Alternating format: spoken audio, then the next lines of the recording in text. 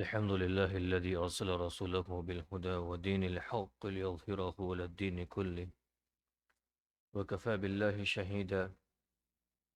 وصلى الله على النبي الأمي وعلى آله وأصحابه وبارك وسلم تسليما كثيرا كثيرا. أما بعد فأعوذ بالله من الشيطان الرجيم. بسم الله الرحمن الرحيم. يا أيها الناس اعبدوا ربكم الذي خلقكم والذين من قبلكم لعلكم تتقون الذي جعل لكم الأرض فراشا والسماء بناء وأنزل من السماء ماء فأخرج به من الثمرات رزقا لكم فلا تجعلوا لله أندادا وأنتم تعلمون. صدق الله العظيم. محترم بھائیو، دوستو، بزرگوں، گزشتہ مجلس میں ہم نے دیکھا کہ جب قرآن پاک کا سلسلہ شروع ہوا، سورہ بقرہ ہم نے جب پہلی سورت قرآن شریف کی کھول کر دیکھی، اس میں اللہ رب العزت نے ان لوگوں کے لیے ہدایت کے راستے رکھے جنہوں نے سورہ فاتحہ کے اندر ہدایت کے راستے کو طلب کیا تھا۔ ہم میں سے ہر مسلمان، ہر مومن، ہر نماز کے ہر رکعت کے اندر اہدنا الصراط المستقیم کہہ کر اللہ تعالیٰ سے سیدھے راستے کی ہدایت کی بھیک مانگتا ہے کہ اللہ تعالیٰ ہمیں سیدھے راستے کی ہدایت نصیب فرما۔ اسی ہدایت کے راستے کو اللہ تعالیٰ نے کھول کر واضح کرتے ہوئے، اس کو بیان کرتے ہوئے سورہ بقرہ کا سلسلہ شروع ہوا تھا، اور اس میں اللہ رب العزت نے ہدایت کے راستوں کو کھول کھول کے بیان فرمایا تھا، اور اس قرآن کریم کے ڈرنے والوں کے لیے ہدایت کا ذریعہ ہے، راستہ ہے، اس کو واضح طور پہ بیان کیا تھا۔ سورہ بقرہ کے شروع سے لے کر اب تک ان 20 آیتوں تک اور دوسرے رکوع کے ختم تک اللہ رب العزت نے انسانوں کے 3 گروہ کیے ہیں، 3 کیٹیگریز بیان کی ہیں۔ پہلی ان کیٹیگریز کو بیان کیا، پہلے ان لوگوں کو بیان کیا، ان لوگوں کی قسم کو بیان کیا جنہوں نے اس قرآن کو ہدایت کا راستہ مان کر قرآن کی ہدایت پر عمل کرنے کا ذریعہ سمجھ کر اس پر عمل کرنا شروع فرمایا اور اس پر عمل کرنا شروع کر دیا، جن کو مسلمان کہا جاتا ہے، ایمان والے کہا جاتا ہے، جو اللہ رسول کے بات کو ایمان لا، اس کو پر عمل کرنا شروع کیا۔ اور ان کو متقین کے ذریعے سے اللہ رب العزت نے ان کی بہت سی کوالٹیز کو بیان کیا شروع کی 5 آیتوں کے اندر، اور ان کی لائف سٹائل کیسے ہوتی ہے اور وہ کیسے عمل کرتے ہیں، ان کا بلیو کیسا ہوتا ہے، ان کا فیتھ کیا ہوتا ہے، ان چیزوں کو بیان کرنا شروع کیا۔ پھر اس کے بعد 2 آیتوں کے اندر اللہ رب العزت نے سورہ بقرہ کے اندر اس گروہ کا اس گروپ کے بارے میں بیان فرمایا جو کھلم کھلا انکار پہ اتر آیا تھا، جو کھلم کھلا منکر ہو چکا تھا، اللہ کے اور اللہ کے رسول کے فرمان کے خلاف کھڑا ہو چکا تھا کہ ہم کچھ بھی ہو جائے لیکن ہم قرآن کو، قرآن کی ہدایت کو، اللہ کے، اس کے رسول کے فرمان کو فالو کرنے والے نہیں ہیں، چاہے کچھ بھی ہو جائے، جن کو کافر کہا جاتا ہے۔ تو اس کے بعد کی 2 آیتوں کے اندر اس کا ذکر تھا، اور اس کے بعد قرآن شریف کے اندر اس خطرناک گروہ کے بارے میں بیان کیا گیا تھا جن کو منافقین کہا جاتا ہے، کہ جو بظاہر تو مسلمان کہلاتے ہیں، بظاہر تو مسلمان سمجھے جاتے ہیں، بظاہر تو مسلمان دکھلائے جاتے ہیں، لیکن اندر سے مسلمان ہوتے نہیں ہیں۔ وہ اپنے آپ کو مسلمان کہلوائیں گے، دکھلائیں گے، کپڑے ان کے مسلمانوں والوں ہوں گے، ان کی وضاقتہ، پہننا اوڑھنا، باتیں کرنا سارا مسلمان والا ہوگا، لیکن اندر سے ایمان ہے نہیں، اندر سے اسلام کو حقانیت ان کے دلوں پہ اتری نہیں ہے، اللہ کی وحدانیت دلوں پہ اتری نہیں ہے۔ اور ان کے متعلق 3 گروہ کے تھے، ان تیسرے گروہ کے اندر 3 گروہ ہیں، اس کے متعلق باتیں تھیں، ان کے متعلق نشانیاں بیان کی تھی، اللہ تعالیٰ نے کھول کھول کے ان کی علامتوں کو بیان کیا کہ یہ ایسے ہوتے ہیں، یہ ایسے ہوتے ہیں، ان کی مثالیں دے کر اللہ تعالیٰ نے سمجھایا کہ ان کی مثالیں ایسی ہیں۔ اور اس کے بعد ان تمام چیزوں کو بیان کرنے کے بعد اللہ رب العزت نے آیت نمبر 21 کے اندر اور 22 کے اندر ایک عمومی دعوت نامہ پیش کیا۔ قرآن کریم کا یہ اسلوب ہے کہ جب وہ مسلمانوں سے خطاب ہوتا ہے، جب اللہ تعالیٰ کسی مسلمانوں کو کوئی حکم دینا چاہتے ہیں، مسلمانوں سے مخاطب ہوتے ہیں، تو وہ کہتے ہیں یا ایھا الذین آمنوا، اے ایمان والو، اے ایمان والو، یہ وہ لوگ جو ایمان لے آ چکے ہیں، جو مسلمان ہو چکے ہیں۔ لیکن جب ایک عام حکم ہوتا ہے، ایک عام دعوت پیش کی جاتی ہے، ایک عام کمانڈز دیا جاتا ہے، تو اس موقع پہ قرآن شریف کہتا ہے یا ایھا الناس، اے لو، ناس کا لفظ ہوتا ہے وہ لوگوں کے لیے استعمال ہوتا ہے، عام جنرل لوگ کے بارے میں استعمال ہوتا ہے۔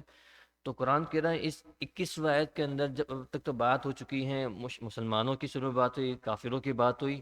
منافقین کی بات ہوئی، اب اللہ تعالیٰ کہہ رہا ہے یا ایھا الناس، ان میں سے کسی ایک کو خاص نہیں کیا کہ اے مسلمانوں، اے کافروں، یا اے منافقوں، یہ نہیں، یا ایھا الناس، اے تمام لوگ، اے لوگوں، تمام کو اللہ تعالیٰ خطاب کر کے ایک عمومی دعوت دے رہے ہیں۔ وہ کیا ہے کہ یا ایھا الناس اعبدوا ربکم الذی خلقکم والذین من قبلکم لعلکم تتقون، اے لوگو اپنے پروردگار کی عبادت کرو، اعبدوا ربکم، اپنے پروردگار کی عبادت کرو، الذی، جس نے خلقکم، تم کو پیدا کیا، والذین من قبلکم، اور ان لوگوں کو پیدا کیا جو تم سے پہلے تھے، لعلکم تتقون، تاکہ تم متقی بن جاؤ۔ اس آیت کریمہ کے اندر اللہ رب العزت نے ایک عام انسانوں کو دعوت، جو کہ قرآن کے نزول کا بنیادی مقصد تھا، قرآن کے نازل ہونے کا بنیادی مقصد یہ تھا کہ انسانیت کی ہدایت کے لیے اس کو اتارا گیا تھا۔ یہ نہیں کہ جو صرف اللہ پہ بلیو رکھے، جو اللہ کو مانتے ہوں، جو صرف مسلمان ہوں، ان کے لیے ہدایت ہے، بلکہ اس کا ایک بنیادی مقصد یہ ہے کہ تمام انسانوں کے لیے ہدایت ہے۔ اس لیے آج کے زمانے کے اندر بھی بہت سے لوگ آپ نے دیکھیں گے جو قرآن شریف کو پڑھ کے مسلمان ہو جاتے ہیں، کیونکہ قرآن نے ڈائریکٹلی ان سے خطاب کیا، ڈائریکٹ اللہ رب العزت نے ڈائریکٹلی ان سے بات کی ہے، ان سے مخاطب ہوئے ہیں، ان کو حکم دیے ہوئے ہیں، ان کو پکارا ہے، وہ موقع موقع سے قرآن شریف کے اندر یا ایھا الناس، یا ایھا الناس، یا ایھا الناس، اے لوگو، اے لوگو، اے لوگو، کوئی مسلمان کو خاص نہیں کیا گیا۔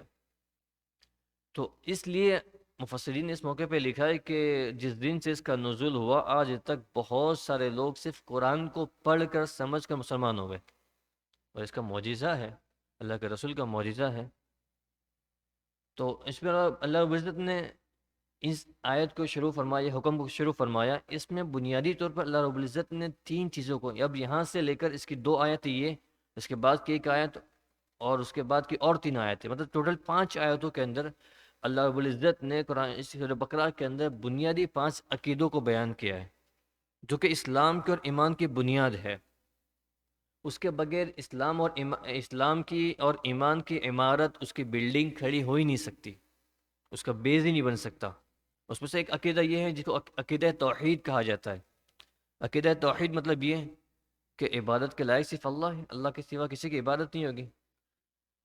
عبادت صرف اللہ ہی کی ہوگی، اللہ کے علاوہ کسی کے سامنے ہماری پیشانی جھکے گی نہیں، جھکے گی نہیں، اللہ کے سوا کسی کے سامنے ہم مانگیں گے نہیں، اللہ کے سوا کسی سے ہم امید نہیں رکھیں گے، جس کو توحید کہا جاتا ہے، وحدانیت، کہ اللہ ایک ہے، وہی عبادت کے لائق ہے، اور مسلمان ہونے کا بنیاد یہ ہے کہ اللہ کے سوا مسلمان کسی کی عبادت نہیں کرتا، اللہ کے سوا کسی کے سامنے اپنا سر نہیں جھکاتا، اللہ کے سوا کسی کو سجدہ نہیں کرتا، چاہے سامنے والا کتنے بینیفٹس اور کتنے فائدے نظر آ رہے ہو، لیکن نہیں، اللہ اللہ ہے۔ تو جس کو عقیدہ توحید کہا جاتا ہے، ایک تو ان آیتوں کے اندر، خاص طور پر ان 2 آیتوں کے اندر اللہ رب العزت نے اسی کو واضح کیا ہے، اسی کو کھول کر سمجھایا ہے کہ عقیدہ توحید کیا ہے۔ اس کے بعد کی آیتوں کے اندر اللہ رب العزت دوسرا عقیدہ بیان کریں گے، جو بھی امپورٹنٹ ہے اور بھی اصل ہے، جس کو عقیدہ رسالت کہا جاتا ہے۔ رسالت، عقیدہ رسالت یعنی یہ کہ ہمارا اس بات پر عقیدہ ہے، ہمارا یہ بلیو ہے کہ اللہ رب العزت نے انسانوں کی ہدایت کے لیے بندوں میں سے بعض بندوں کو سلیکٹ کر کے ان کو رسول بنایا، ان کو نبی بنایا، اور ان کو انسانیت کی ہدایت کے لیے بھیجا۔ اور ہمارے رسول صلی اللہ علیہ وسلم یہ آخری نبی ہے، ان سے پہلے بہت سے نبی آ چکے ہیں، اور اب ہمارے نبی محمد رسول اللہ صلی اللہ علیہ وسلم کے بعد کوئی نیا نبی آنے والا نہیں ہے۔ اس عقیدے کو عقیدہ رسالت کہتے ہیں۔ یہ اسلام کی اور ایمان کی عمارت کا دوسرا کالم کہا جائے، اس کا دوسرا پلر کہا جائے، یہ وہ چیز ہے۔ ایک عقیدہ توحید تھا، دوسرا رسالت تھا۔ اس کے بعد ایک تیسرا عقیدہ جو امپورٹنٹ ہے، عقیدہ آخرت جس کو کہا جاتا ہے، آخرت کے دین کا یقین ہونا، کہ ہمیں موت کے بعد دوبارہ اللہ زندہ کرے گا، ہمارے نیک اعمال کا اللہ نیکیوں سے، ہمارے نیک اعمال کے جنت سے ذریعے بدلا دے گا، اور برے اعمال کا اللہ تعالیٰ جہنم میں بدلا دے گا۔ وہاں اللہ تعالیٰ فیصلہ کرنے والا نیکیوں کا اور بدیوں کا، برے اعمالوں کا اور اچھے اعمالوں کا۔ تو یہ تین عقیدے جو بنیاد اسلام کے اور ایمان کی، ان نیکسٹ 5 آیتوں کے اندر، اگلی 5 آیتوں کے اندر اللہ رب العزت نے ان چیزوں کو واضح کیا، ان چیزوں کو کھول کر بیان کیا ہے۔ ہم نے جو آیت کی کریمہ ابھی آپ کے سامنے تلاوت فرمائی، اس میں اللہ تعالیٰ کھول کر یہ بات بیان فرما رہا ہے، یا ایھا الذین، یا ایھا الناس، اے لوگوں اپنے رب کی عبادت کرو، اور لوگوں تم اپنے پروردگار کی عبادت کرو جس نے تمہیں اور ان لوگوں کو پیدا کیا جو تم سے پہلے گزرے ہیں۔ اس میں نے شروع میں عرض کیا کہ اس آیت کے اندر اللہ رب العزت نے ایک تو تمام انسانیت کو خطاب کیا ہے کہ یہ اللہ رب العزت نے کسی کو خاص نہیں کیا، لیکن قرآن کا ایک بہت بڑا معجزہ یہ ہے کہ جب قرآن کوئی حکم دیتا ہے یا کوئی فیصلہ کرتا ہے، کوئی حکم نازل کرتا ہے، تو اللہ رب العزت نے اس کے اندر اس کے ساتھ اس کی دلیل، اس کا ریفرنس بھی بیان کر دیا ہوتا ہے۔ قرآن یہ کہہ رہے ہیں کہ یا ایھا الذین، یا ایھا الناس اعبدوا ربکم، اے لوگوں اپنے پروردگار کی عبادت کرو، یہ ایک حکم ہے ساری انسانیت کے لیے، چاہے وہ کسی کونے کا رہنے والا ہو، کسی کمیونٹی سے تعلق رکھنے والا ہو، کسی زمین کے کسی ٹکڑے پر رہنے والا، تمام انسان کو یہ قرآن آج پکار پکار کر کہہ رہا ہے، اور اس جس دن سے نازل ہوا ہے آج تک یہ پکار پکار کر قیامت تک یہ پکارتا ہوا کہے گا، اے لوگوں عبادت کرو اللہ کی، ان لوگوں سے بھی جو مندروں کے اندر گھنٹیاں بجا رہے ہیں، جو دوسرے مذہب گاہوں کے اندر جا کر اپنے ماتھے ٹیک رہے اور شرک کر رہے، ان سے بھی آج بھی قرآن پکار کر یہ دعویٰ کر رہا ہے اور ان سے ڈیمانڈ کر رہا ہے، ان کو حکم دے رہا ہے کہ اے لوگوں عبادت کرو اپنے پروردگار کی۔ یہ ایک دعویٰ تھا، کیوں پروردگار کی عبادت کریں، وجہ کیا، اس کی دلیل اللہ تعالیٰ خود قرآن میں بیان فرما رہے ہیں۔ اس لیے مفسرین نے اس موقع پہ لکھا ہوا ہے کہ اگر آدمی ایک بنیادی سوجھ بوجھ رکھنے والا ہو، جو بنیادی سمجھ رکھنے والا ہو، اور وہ اپنی عقل کو کھول کر کھلے دماغ سے بالکل نیوٹرل ہو کر وہ ادھر ادھر کو طرفداری کیے بغیر ایک سیدھی نگاہ سے اگر وہ قرآن کو کھول کر غور کرے، تو اس کے لیے کوئی اور نشانیوں کی ضرورت نہیں ہے۔ اللہ کی وحدانیت کے لیے، اللہ کی پرستش کے لیے، اللہ کی توحید کے لیے، اس کے لیے یہ دو چار آیتیں کافی ہے۔ اس میں اللہ رب العزت فرمانا، یا ایھا الناس، اے لوگو اعبدوا، عبادت کرو، ربکم، تمہارے پروردگار کی۔ یہاں پہ لفظ اللہ رب العزت نے رب استعمال کیا، لفظ رب۔ اللہ چاہتا تو یہ کہتا ہے ایھا الناس اعبدوا اللہ، اللہ کی عبادت کرو، اعبدوا الرحمن، رحمان کی عبادت کرو، یا کوئی اور اللہ کہتے ہیں 99 اور نام ہیں ان کو استعمال کرتے۔ یہاں رب کا لفظ کیوں رکھا گیا، ربکم، ربکم، تمہارے پروردگار کی عبادت کرو۔ مفسرین نے اس موقع پہ لکھا ہے کہ رب اس ذات کو کہا جاتا ہے جو پیدا کرنے کے بعد اس کی دیکھ بھال بھی کرے۔ اس میں نے گزشتہ مجلسوں کے اندر جب سورہ فاتحہ کے متعلق بات ہو رہی تھی ہماری، اس وقت میں نے عرض کیا تھا کہ اللہ تعالیٰ نے رب کا لفظ استعمال کیا ہے، اور رب اس ذات کو کہا جاتا ہے جو بنانے کے بعد اس کو چھوڑ نہ دے، بھائی بنا دیا، بنا کے چھوڑ دیا۔ کمپنی والے گاڑی بنا تو گاڑی بنانے کے بعد چھوڑ دیتے، اب آنر کی رسپانسبلٹی کو اس کو سنبھالے، اس کو توڑ دے، اس کو پھوڑ دے۔ تو اللہ کا یہ نظام نہیں ہے، اللہ کا ایک بنانے کے بعد اس کی دیکھ بھال کرے اور اس کی ساری ضرورتوں کو پورا کرے۔ انسان بنانے کے بعد اللہ رب العزت نے انسان کی ضرورتوں کو سارا انتظام کیا۔ ڈزنٹ میٹر وہ مسلمان ہے یا نہیں ہے،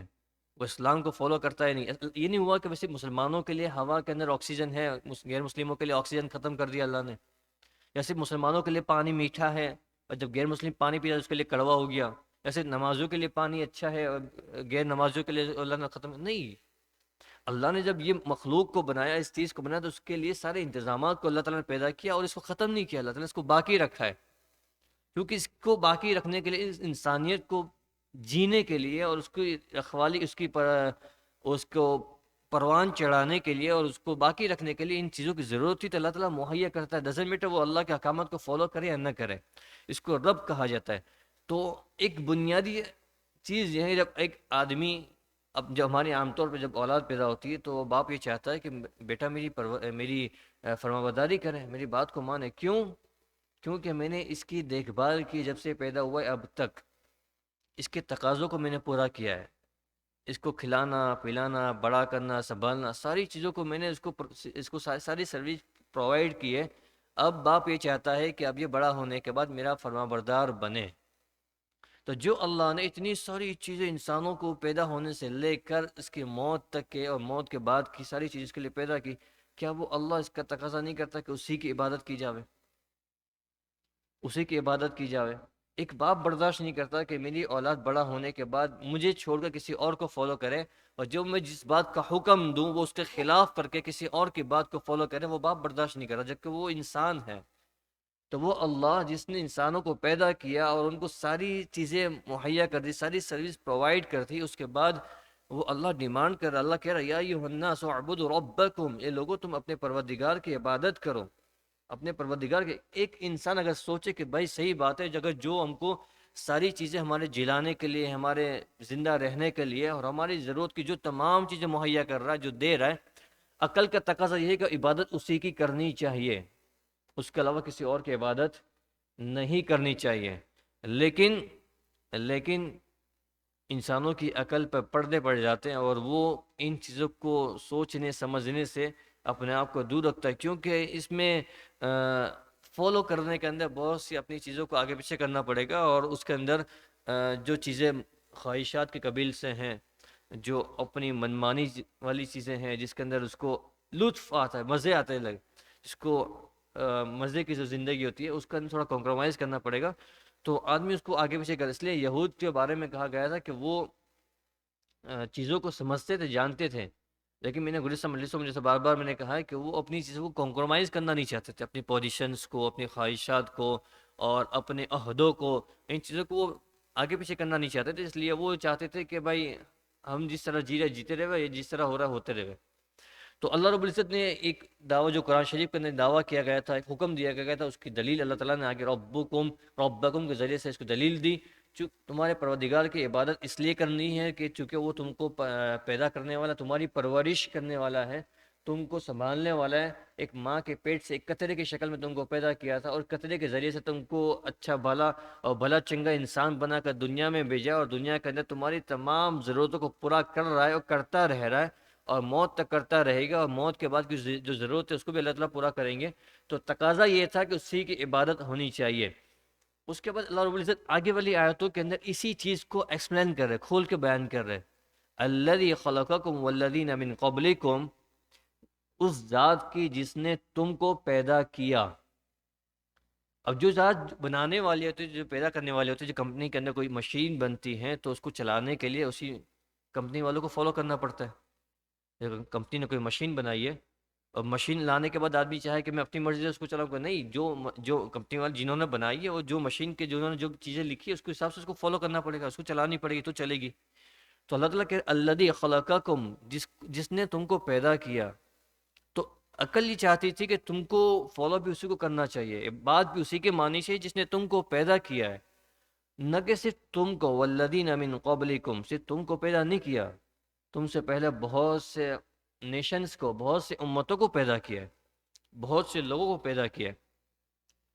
تو اس آیت کے اندر اللہ رب العزت نے کھول کھول کر یہ باتیں بیان کی ہیں اور یہ دلیلیں دی ہیں، یہ دلیل ہے، ایک آدمی ایک کھلی عقل کے، ہم لوگ کے لیے سمجھنے اس لیے آسان ہے تاکہ ہم لوگ مسلم ماؤں کے گھروں کے اندر، گودوں کے اندر پیدا ہوئے، مسلم گھرانے کے اندر پیدا ہوئے، تو ہمارے لیے ان چیزوں کو سمجھنا آسان ہے۔ لیکن جب ایک نان مسلم کے سامنے یہ باتیں رکھی جاوے گی اور ان کے سامنے سمجھایا جاوے گا کہ یہ قرآن ہمارا یہ دعویٰ کر رہا ہے، اس کی یہ دلیل دے رہا ہے، اس کا یہ ریفرنس دے رہا ہے، تو اگر وہ نیوٹرل دماغ ہو کر وہ سوچے گا ادھر ادھر کہ وہ کسی چیز کو ذرا فیور کیے بغیر اگر وہ سوچے گا، تو وہ اس کے لیے ان چیزوں کے ذریعے سے اسلام پہ آنا، ہدایت کے راستے پہ چلنا اس کے لیے آسان ہو جائے گا۔ تو اس میں ایک بات تو یہ تھی، اللہ رب العزت نے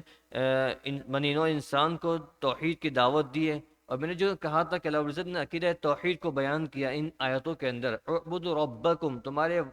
پروردگار کی پرستش کرو، مطلب یہ واحد ایک اللہ کے عبادت کرو، اس کے ساتھ کسی اور کو شریک نہ کرو۔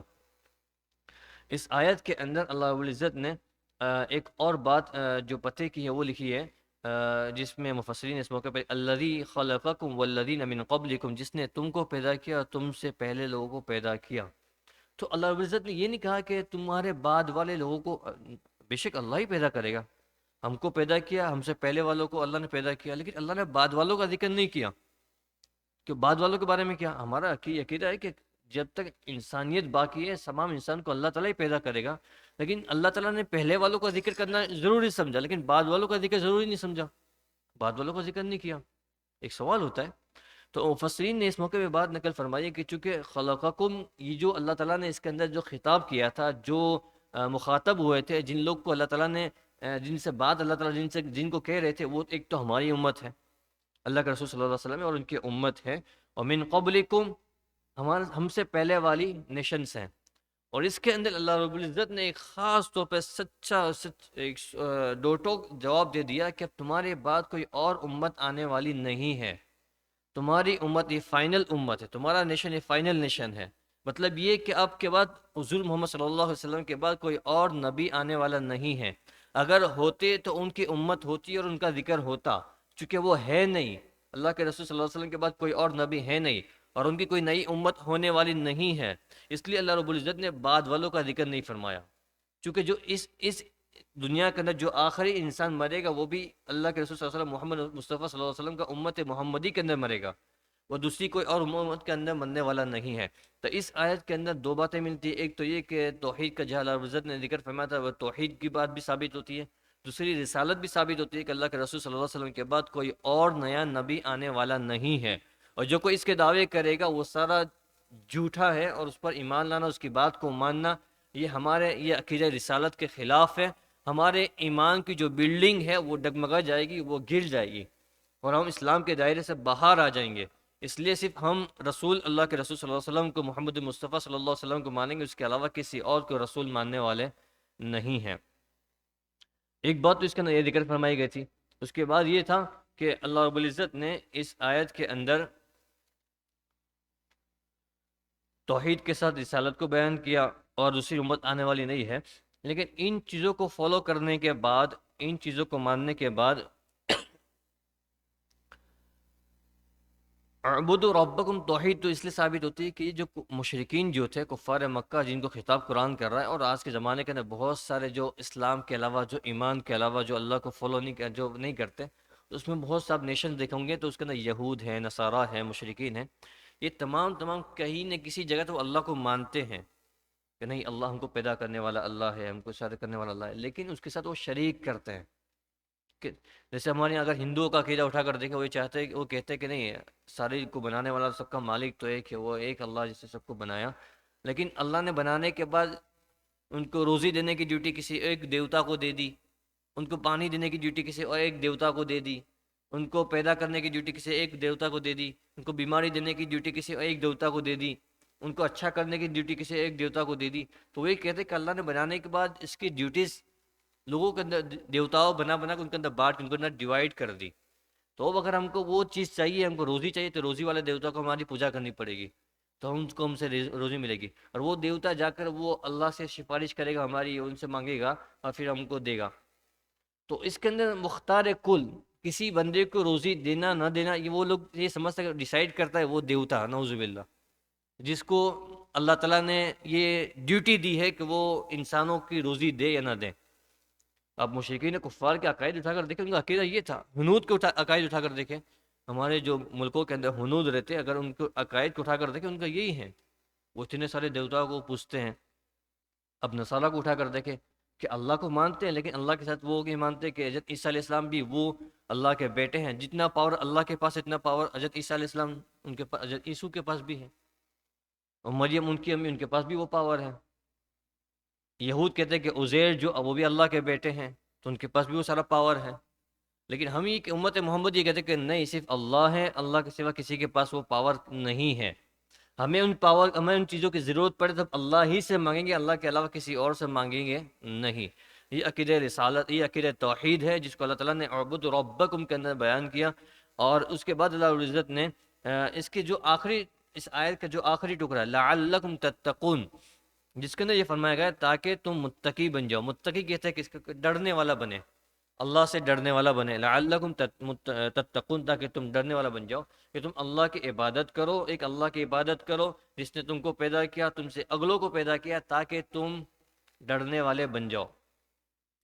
عربی زبان کے اندر جو ہے نا لفظ اتقا کا لفظ جو عربی زبان کے اندر وہ ڈر کے لیے استعمال ہوا ہے، اور بہت سی جگہوں پہ اس لفظ کو بچنے کے معنی میں استعمال کیا، تاکہ تم بچو، تاکہ تم بچو، اس معنی کا استعمال ہوا قرآن شریف کے اندر۔ قرآن شریف کی آیت کی طرف نظر کرتے تو کہ اسی لفظ کو وہاں پر اللہ رب العزت نے بچنے والے معنی میں استعمال کیا ہے، فَاتَّقُوا نَارَ الَّتِي وَقُودُهَا النَّاسُ وَالْحِجَارَةُ، تو ڈرو اس آگ سے جس کا ایندھن انسان اور پتھر ہوں گے۔ تو فتقو یہاں پہ لفظ تتقون والا بھی ہے، وہی لفظ یہاں فتقون کے طور پہ استعمال کیا گیا ہے، لیکن یہاں اس کا ترجمہ جو ہوا ہے وہ بچنے کے معنی میں ہوا ہے۔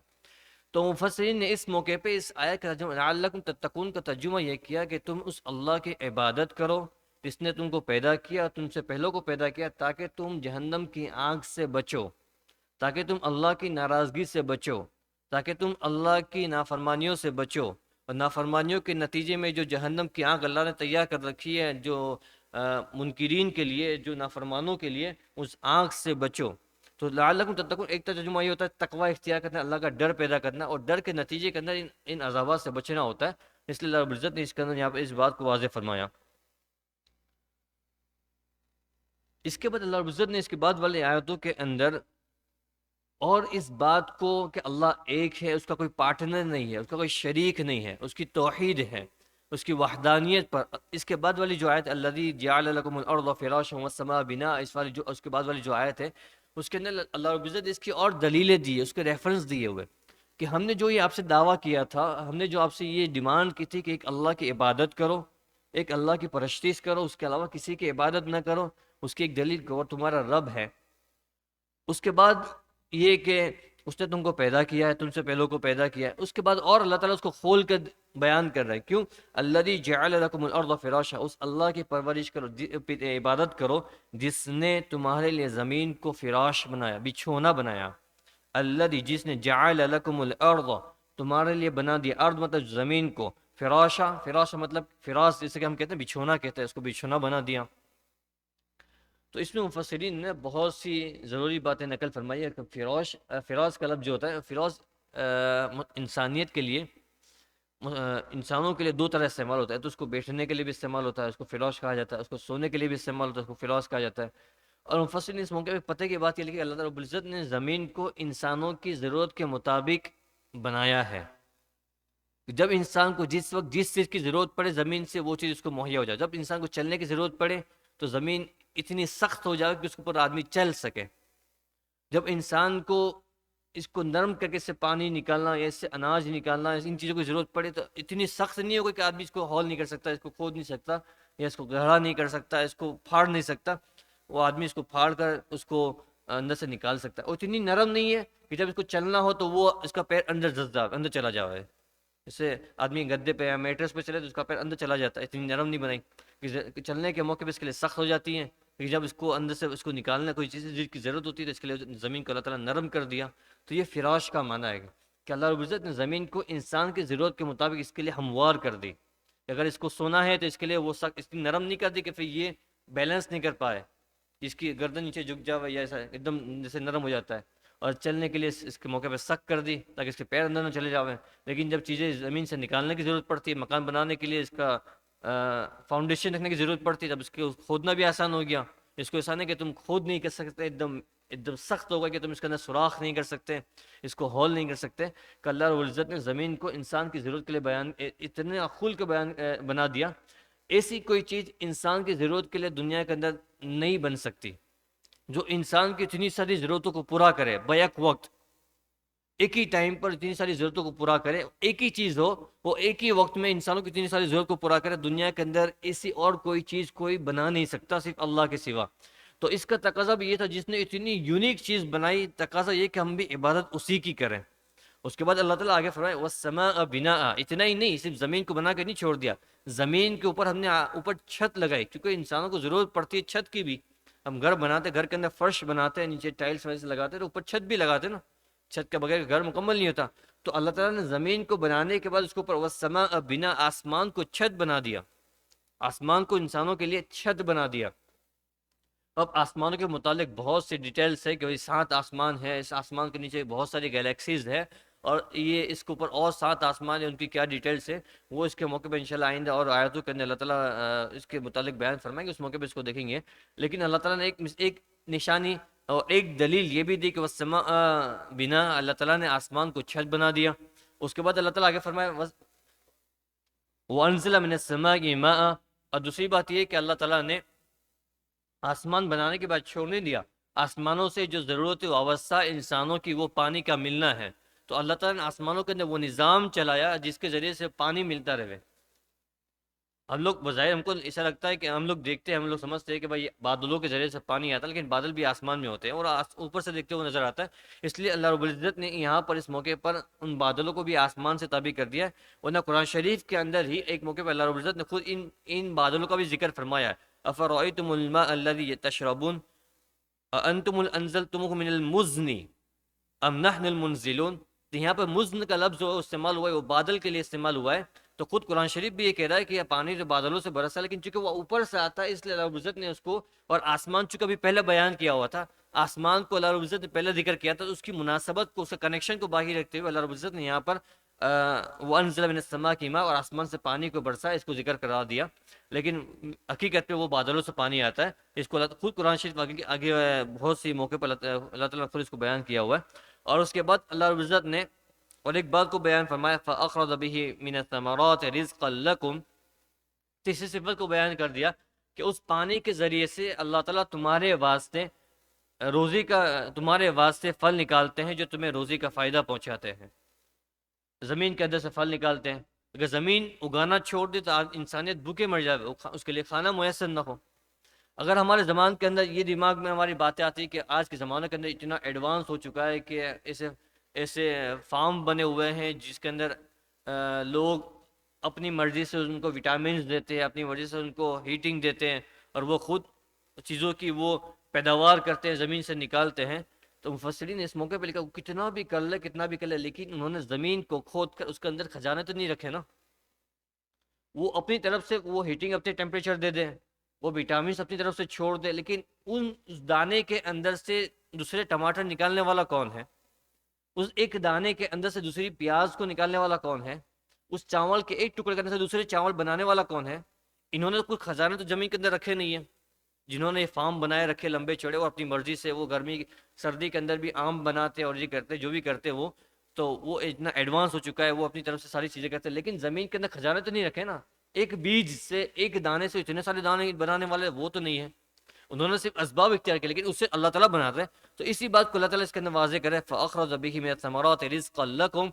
جس اللہ تعالیٰ نے اس پانی کے ذریعے سے تمہارے لیے روزی کا سامان کر دیا، تم اس کے ذریعے سے فائدے اٹھاتے ہو. یہ وہ دلائل ہیں جس کا لازمی نتیجہ یہ تھا کہ آدمی ان چیزوں کو دیکھ کر ایک اللہ کی طرف راغب ہو. یہ تو ہم اسلامی ماحول میں رہتے ہیں، اسلامی ایٹماسفیئر میں رہتے ہیں، ماشاءاللہ مسلمان گھروں کے اندر پیدا ہوئے، تو ان چیزوں کو ہم اتنا سارا ایزیلی لیتے ہیں. لیکن اگر ہم سوچے تھنک کریں کہ بھائی آج سے پہلے ہم نے کبھی یہ چیزیں سنی نہ ہوتی، اور آج پہلے دن کسی نے آ کر ہم سے ڈیمانڈ کی ہوتی کہ بھائی تم ایک اللہ کی عبادت کرو، نعوذ باللہ اس سے پہلے ہم بہت ساروں کی عبادت کر رہے ہوتے،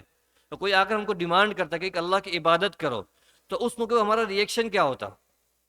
ان آیتوں کو سن کر اگر ہم نیوٹرل ہو کر سوچے کہ ان آیتوں کے نظر وہ کھلی دلیلیں اور وہ ریفرنس رکھے ہیں کہ ایک انسان کو سمجھنے کے لیے کافی تھا کہ وہ لوٹ کر آتا اور ان معبودوں سے رجوع کرتا اور ایک اللہ کی طرف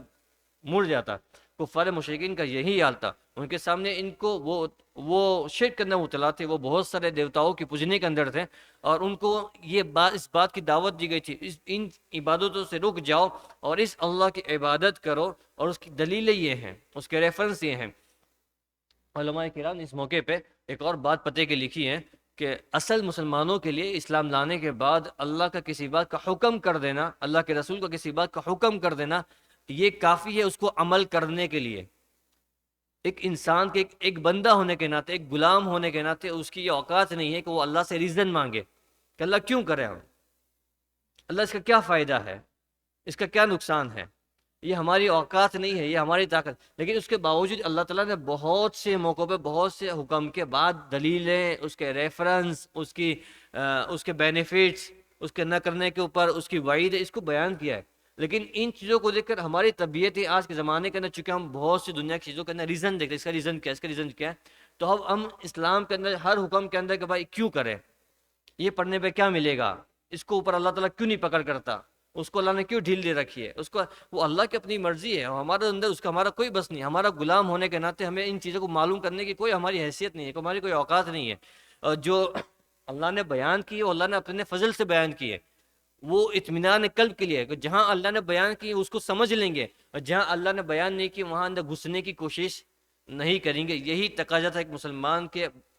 بندے ہونے کا، عبد ہونے کا. کہ جہاں چلنے کو کہا گیا وہاں چلیں گے، اور جہاں رکنے کو کہا گیا وہاں رک جائیں گے. یہی تو بندہ ہونا ہے. اپنی مرضی سے چلنا ہوتا تو وہ بندہ ہونا نہیں ہے، وہ کوئی اور ہو جاتے، پھر وہ اسلام کے حدود کے باہر نکل جاتے. اس لیے ایک بات تو یہ درمیان میں ذہن میں آ گئی، اس کو عرض کر دیا. ان آیتوں کے اندر اللہ رب العزت نے یہ تقاضا کیا ہے، اور اس کے بعد اخیر میں اللہ رب العزت نے ان کفار مشرکین سے اور نہ ماننے والوں سے ڈیمانڈ کی، فلا تجعلوا، صاف صاف کھلا کھلا اللہ رب العزت نے کہہ دیا، فلا تجعلوا للہ اندادا وانتم تعلمون. فلا تجعلوا للہ، پس جب تم یہ سب باتیں جانتے ہو تو اللہ کے ساتھ کسی اور کو شریک نہ ٹھہراؤ. صاف صاف کھلا کھلا اللہ نے کہہ دیا فلا تجعلوا للہ. تم نے آگے جتنی بھی باتیں بیان کی گئی تھی، ہماری پیدائش، پچھلوں کی پیدائش، پھر زمین کا فراش بنانا، آسمان کا چھت بنانا، آسمان سے پانی کا برسانا، زمین سے سبزیوں کو اگانا، اور جس سے انسانیت کی پرورش کرنا، اور یہ ساری باتیں اس پہ تم مانتے ہو کہ ہاں یہ اللہ کر رہا ہے، یہ اللہ کر رہا ہے، یہ اللہ کر رہا ہے، سب مان رہے ہیں، یہ مان رہے ہیں. تو اب تم یہ سب ساری باتیں جب مانتے ہو کہ بھائی اس کے اللہ کے سوا کوئی نہیں کر سکتا، تو فلا تجعلوا، تو تم اللہ کے علاوہ کسی انداز کے تحت شریک پارٹنر بنانا. نیدن کا لفظ آتا، جو لفظ آتا ہے عربی کے اندر، نیدن کا لفظ، اس کا معنی ہوتا ہے کسی کام میں کسی کو پارٹنر شریک کرنا، کہ بھائی میں نے اور اس نے یہ مل کے یہ کام کیا، اس کے لیے لفظ آتا ہے نیدن. تو اللہ تعالیٰ کہہ رہے ہیں اندادا، فلا تجعلوا للہ اندادا وانتم تعلمون. تم ان باتوں پر بلیو کرتے ہو، ان باتوں کو مانتے ہو کہ بھائی یہ تمام چیزیں کرنے والی جو ابھی آگے بیان کی ہیں وہ صرف اللہ کی ذات ہے، اس کے علاوہ کوئی نہیں کر سکتا. تو پھر تم اللہ کے ساتھ کسی کو شریک کیوں کرتے ہو؟ فلا تجعلوا للہ اندادا وانتم تعلمون. تم جان بوجھ کر یہ کیوں کرتے ہو؟ اور جان بوجھ کر آدمی کرے گا پھر ان کے لیے عذابات ہیں. تم ابھی تک نہیں جانتے تھے، اللہ نے قرآن کے ذریعے تم کو بیان کر دیا. ابھی تک تم نہیں جانتے تھے، اللہ نے رسول بھیج کر تم کو یہ باتیں واضح کر دی. اب تم جاننے لگے ہو، اب یہ باتیں معلوم ہو چکی ہے، اس کے باوجود جان بوجھ کر اس عمل کو نہ کرنا، یہ ہٹ درمی کہلاتی ہے، یہ ضد اور عناد کہلاتا ہے، اور جس کی وجہ سے اللہ تعالیٰ سخت عذابات دیتا ہے. اس لیے مفسرین نے اس موقع پہ لکھا ہے کہ جب کوئی شریعت کا حکم ہمارے سامنے آ جاوے اور اس کو ہم جان لیں، پھر اس کو جاننے کے باوجود اس کو اگنور کرنا اور اس کو نہ ماننا اور اس کو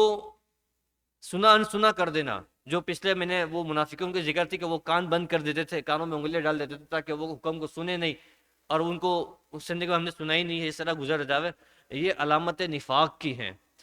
اگر آدمی اس طرح کرتا رہے گا تو اچھا خاصا مسلمان، 5 وقتہ مسلمان جو 5 وقت کی نمازیں پڑھتا ہے، اور وہ شریعت کے کسی حکم کے اندر وہ خلاف ورزی کرتا ہے، شریعت کے کسی حکم کے اندر اس طرح کمپرومائز کرتا ہے. ہم نے سینکڑوں باروں مرتبہ کہا کسی مسلمان کے دل کو دکھانا حرام ہے، اللہ کے رسول نے منع کیا ہے. کسی مسلمان کے دل کو دکھانا یہ گناہ ہے. ہم اس کو سننے سمجھنے کے باوجود ہماری طرف سے کوشش نہ ہو کہ ہم کسی مسلمان کے دل کو نہ دکھائے، کسی مسلمان کے دل کو ہماری طرف سے چوٹ نہ پہنچے، اس کو ہماری طرف سے تکلیف نہ ہو. ہماری کوشش ہو یہ، اس کے باوجود ہو جائے یہ گناہ ہے، اس پر اللہ تعالیٰ سے توبہ کر لے معافی ہو جائے گی. لیکن اس حکم کے معلوم ہونے کے باوجود آدمی اس کو اگنور کرے، چل ٹھیک ہے اس کو دل دکھتا دکھ ہے مجھے کیا، اس طرح سے وہ اس کو ہٹ درمی کرے. یہ وہ عمل مفسرین نے اس موقع پہ لکھا، اس طرح عمل کرتا رہے گا دھیمے دھیمے دھیمے وہ اسلام کے دائرے سے باہر نکل جائے گا. یہ وہ اعمال ہیں ان کے ذریعے سے وہ آدمی اس کو ہلکا معمولی سمجھتا ہے، لیکن ان چیزوں کے ذریعے سے وہ اسلام کے دائرے سے اور اسلام کی حدود، اس کی لمیٹیشن سے باہر نکل جاتا ہے. تو ان آیتوں کے ذریعے سے فلا تجعلوا للہ اندادا وانتم تعلمون، جب شریعت کے احکامات کو ہمارے سامنے آ جاتے ہیں تو ہماری کوشش یہ ہے کہ اس کو فالو کریں، اپنا 100% دیں. اس کے باوجود نہ ہو